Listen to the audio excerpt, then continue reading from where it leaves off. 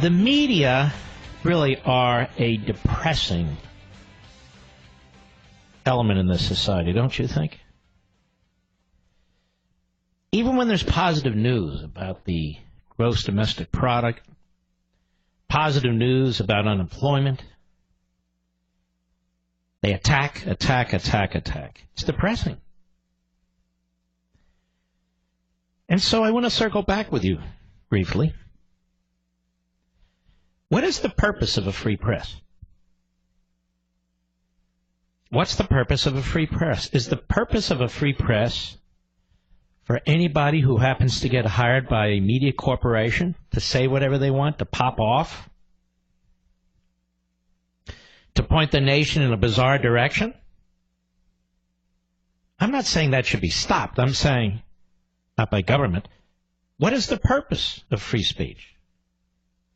Even more specifically, what's the purpose of a free press? Is the purpose of a free press to have a person like Don Lemon on 5 days a week who simply uses his platform to trash the President of the United States? Is the purpose of a free press to have somebody like Brian Stelter on weekends who has as his goal attacking hosts on Fox and the Fox News Channel? No, of course not. When you look at the history of a free press in this country, the purpose isn't to give a platform to individuals to do whatever they want to do, even though they're free to do that, of course. The purpose is to strengthen American society. The basis of our government is really the opinion of the people. Here's the problem. When you look at the era of enlightenment, or what's sometimes called the era of reason, when you look at how so many of these principles, these beliefs, came to be tangible, some governments adopted them, and our government adopted a lot of them. What's happening in our country today is an era of unenlightenment, if you will. I'll coin the word, unenlightenment. When you look at what passes as news in this country, porno stars, backbencher professors, failed authors, Michael Cohen, this tape, that tape, another tape, this is an unreality. And so the lowest common denominator is the mentality of many of these hosts and their surrogates is what passes for news. But that's not what the freedom of the press is all about. Now, this is an important issue.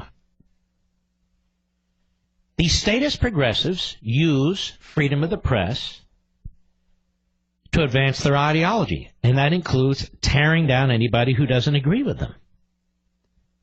Even destroying anybody who doesn't agree with them. Now, they can pick a few exceptions and say, well, no, we played this guy and we showed this. But that's not their purpose. The purpose of CNN is to advance the statist progressive ideology. Every host, or virtually every host on CNN, is a liberal and a Democrat. Virtually every host on MSNBC is a liberal and a Democrat. You might say, well, what about Fox? Virtually every host is a conservative and a Republican. Well, I'd say many of the hosts are Republicans. On the news side, I doubt any of them are. Sometimes it's conservative, sometimes it's more establishment. But here's the difference. You know what the purpose of a free press is? The purpose of a free press in America, of course, is to report the news.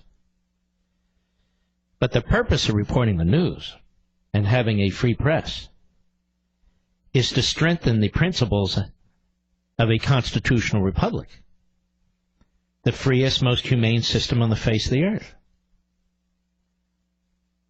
During the Revolutionary period, the press, as we call it, a relative handful of newspapers and pamphleteers, they had as their purpose to promote the American Revolution and the principles that were provided in the Declaration of Independence. That is to strengthen these principles, to advance these principles. And, of course, to report information. But that's not what the press does today. That's not what the press does today. And why? Because statist progressives reject the Enlightenment. There, I said it. They promote the unenlightenment. They promote the ideas of a handful of individuals. That's what they do.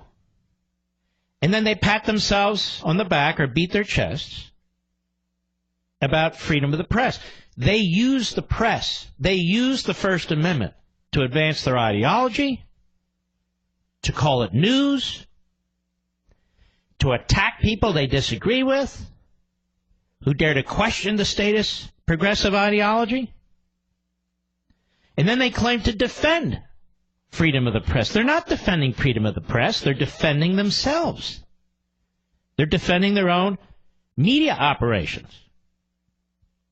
Now, I'm going to underscore this point now. I don't know that I can finish it in this segment. We may carry it over to the other one. Let us not forget what happened the other day with this woman, Caitlin Collins, who I'd never heard of before. I looked at her background. She's 26 years old. She used to work for the Daily Caller. She came out of the University of Alabama. She's a newbie with minimal experience, and CNN hires her as a White House correspondent.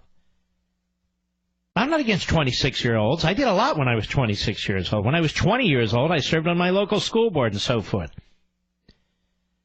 But freedom of the press doesn't rest or fall on Caitlin Collins and her conduct during the course of a non-press event.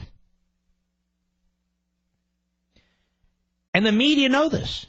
Because there was a time when Caitlin Collins, when she wrote for the Daily Caller, was despised by CNN, was despised by MSNBC, because she asked a question that they didn't believe was newsworthy, and she failed to ask a question about Lieutenant General Michael Flynn. They denounced her, and they denounced the Daily Caller. This is just a year and a half ago. I'll give you an example. Wolf Blitzer on CNN, February 13, 2017, attacking the Daily Caller's Caitlin Collins, who now works for him. Cut one, go. It's interesting that the big news here in Washington, the fate of the president's national security advisor, retired Lieutenant General Michael Flynn, that was not asked of the president. And people are, of course, they're going to take a look, well, who are the American reporters that the White House decided would be called upon to ask questions? Scott Fuhrman, chief political correspondent for ABC 7 News, the local ABC and CNN affiliate here in Washington, owned by Sinclair Broadcasting, and Caitlin Collins, the White House correspondent for the Daily Caller, a conservative website. People are going to be saying, well, those are the questions that the White House those are the questioners the White House decided to call on for this moment. See, when he doesn't believe in freedom of the press, he believes in the freedom of liberals, that is, statist progressives, to use the press. Now, they hired Caitlin Collins shortly thereafter. She's now their White House reporter, among several. And now all the media have circled their wagons around her. But Wolf Blitzer denounced her, denounced the media operation she works for, denounced the fact that she didn't ask a question that he felt should have been asked, and went on to denounce a local television station, ABC News, owned by Sinclair Broadcasting, because Sinclair is considered conservative. I'll give you more.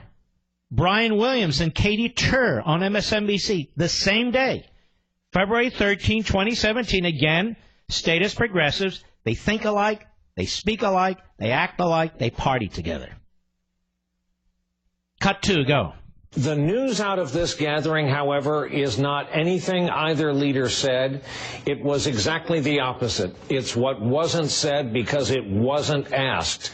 There is no shortage of superb coverage coming out of this White House press corps that has been bolstered and strengthened and contains very few shrinking violets. Look at the work of Maggie Haberman and Ashley Parker, to name two over just the past few days. But they weren't called on because the questions went to a local news reporter from Channel 7 in Washington, D.C., and a young woman with the website The Daily Caller.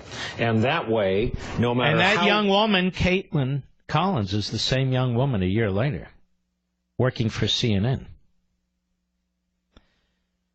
So they're attacking her, they're attacking the Daily Caller, they're attacking the local ABC station, and they're attacking the broadcast company that owns it for not stepping into line. Is that freedom of the press? Is that a free press? And a little over a year, maybe a year and a half later, on The Late Show with Stephen Colbert, Jake Tapper, who is a complete and utter fraud, and now becoming a regular guest on Colbert, which demonstrates it. Very, very concerned about what's happened to Caitlin Collins now, just over a little year later. Cut 3, go. And they said, we're having this thing and you can't come. You can't come because we didn't like your questions. They were rude. First of all, just step back for a second and just contemplate the notion of anybody associated with President Trump thinking that a reporter is rude. So listen to this. Listen. This guy's supposed to be a news guy, and he's playing to the clapping seals in the Colbert audience because he knows they're all libs. We're not talking about anybody associated with Donald Trump and they think it's rude. You see, Mr. Tapper, freedom of the press is about the American people, and you're playing politics. Go ahead. A delicate decorum. That's not how we conduct ourselves at this White House. Oh, really? Well, you reporters should.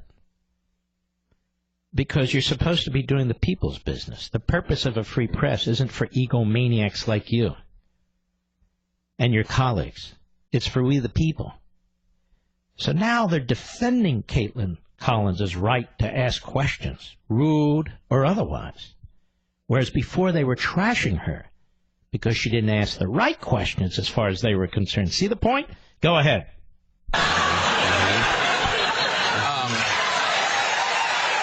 All right, that's enough. This is all staged. Clapping signs are going on and on.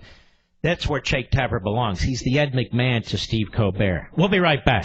Mark Levin.